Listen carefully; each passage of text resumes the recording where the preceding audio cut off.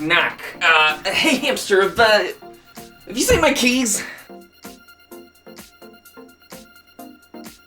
No. I could swear I left them in this room. Maybe they were in the dark hamster cage. The what? Oh, you know, the dark version of your office. Let me just poke my nose over there and see. Oh, God! What did you do? I just told you I'm looking for my keys in the dark. My skin is melting! Oh, right, that. Well, you see, in this dimension, the physics that bond your atoms together will react violently when exposed to the atmosphere and why doesn't this affect you? Right. Well, you see, I'm wearing a light shirt, which protects me from dimensional distortions, whereas you're wearing a dark shirt, which... It doesn't even make any sense, just make it stop! My lunch is having a battle with my stomach and the home team's losing! Could you just check again for my keys? I already... What? Why are they here now? Oh, nice! Well, you see, sometimes things are different in the light world versus the dark. Just turn it back! You got it!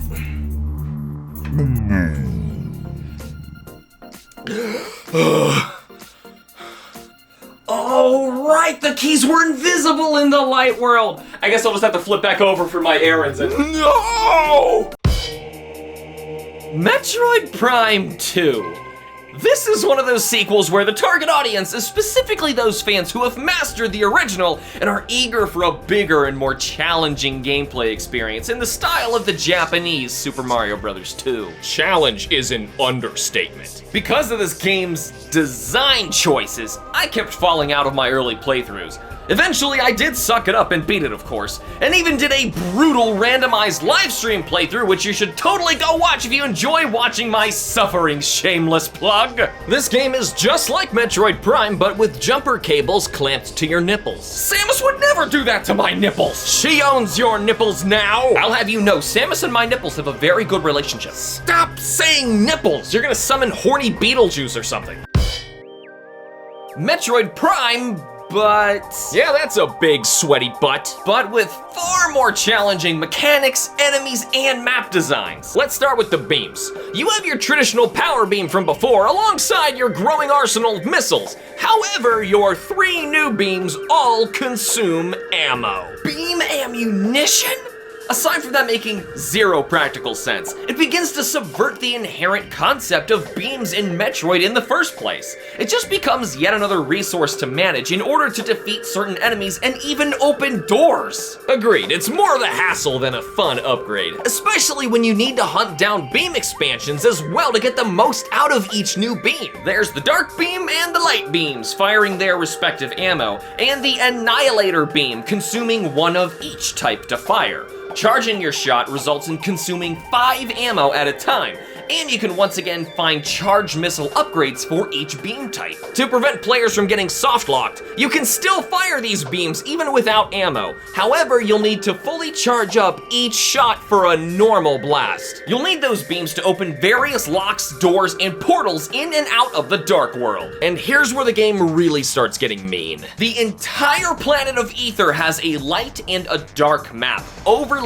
on top of one another, which are similar to each other in structure and navigation, but have unique enemies, puzzles, and most importantly, atmospheres. Light Ether is in our dimension, but Dark Ether has an unstable and dangerous atmosphere that rapidly drains your health, unless you take cover within one of the intermittently placed light beacons that reverse this draining effect, slowly regaining your health. I hate this! Yes, you can find the dark suit and the light suit to alleviate and even outright nullify this damage respectively, but it doesn't justify just how unfun this mechanic is, forcing you to occasionally wait for minutes on end at these rest spots to slowly regain your health before bosses in long stretches. I appreciate that they wanted Dark Ether to be scary, but it's scary for all the wrong reasons, especially with the numerous boss fights that don't have any light beacons at all. The fact that they even needed healing zones in the Dark World is pretty telling of how poor a mechanic it was in the first place. Which brings me to the map.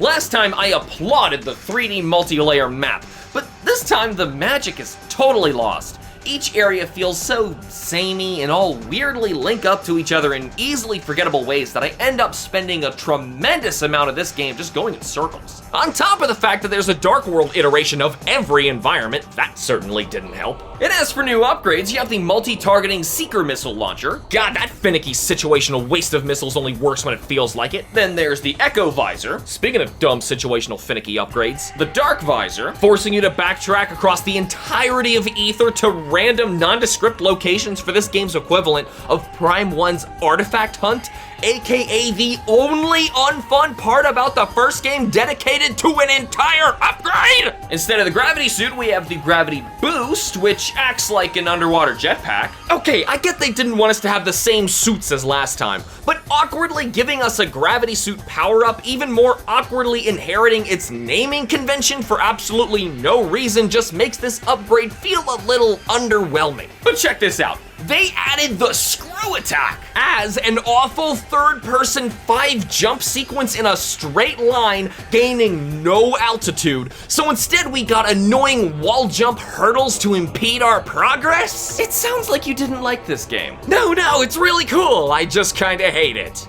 I'd say the bosses are really cool, but they all seem to be some of the hardest and most unfair fights in the entire series. Now come on, they weren't all that bad. Emperor Ing and Spider Guardian are more of a test of patience rather than skill. And even Retro Studios developer Brian Walker admitted he couldn't beat the Boost Guardian without using debug mode. Yeesh.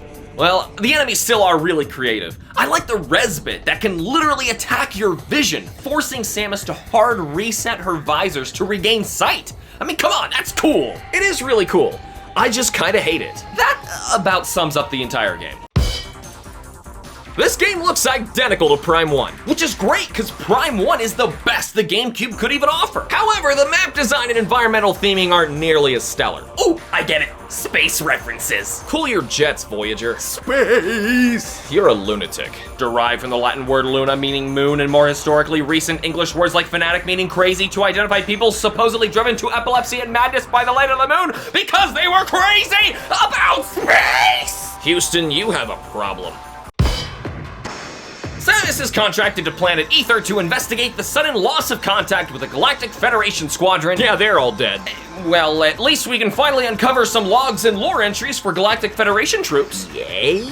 Anyway, her investigation reveals the shadowy Ing creatures that immediately steal her gear, of course, and the new Dark Samus, formed from the Metroid Prime's puddling Phazon remains. Oh, excellent. And the slaughtered Luminoth tribe, whose struggling survivors enlist Samus in recovering the lost light of Ether to stop the Ing's invasion of the planet torn between dimensions. Though the stage and cast are different, this is very much the same story as Prime 1, which was all about learning from logs and context clues to piece together a greater narrative. If it ain't broke, don't fix it. Where was that mentality in the gameplay? What? Nothing. The soundtrack is just as amazing as last time. Though I would argue this one's battle themes are far better and more memorable than any of its environmental tracks. Emperor Ing makes it feel like I'm fighting Godzilla! And Dark Samus's theme is equally incredible. But for some reason, contrary to logic, was omitted from Smash Ultimate when the character finally became playable. Inexcusable! That's like getting Banjo-Kazooie without Click Clock Wood, or Sora without Simple and Clean. Did you play this game? Because if you did, I probably don't need to convince you that the sequel is also worth playing. But if you haven't played Prime 1, I would actively discourage you from playing Prime 2. Its difficulty and quirky mechanics were designed for advanced players familiar with the original. Unless you just like jumper cables clamped to your nipples. Stop saying nipple juice, nipple juice! You are not summoning nipple juice! Duh. The positive gamer in me gives Metroid Prime 2 Echoes a dark 6 out of 10. Yes, it's modeled after one of the greatest games ever made, but its quirks and faults are just quirky and faulty enough to dampen my enjoyment significantly.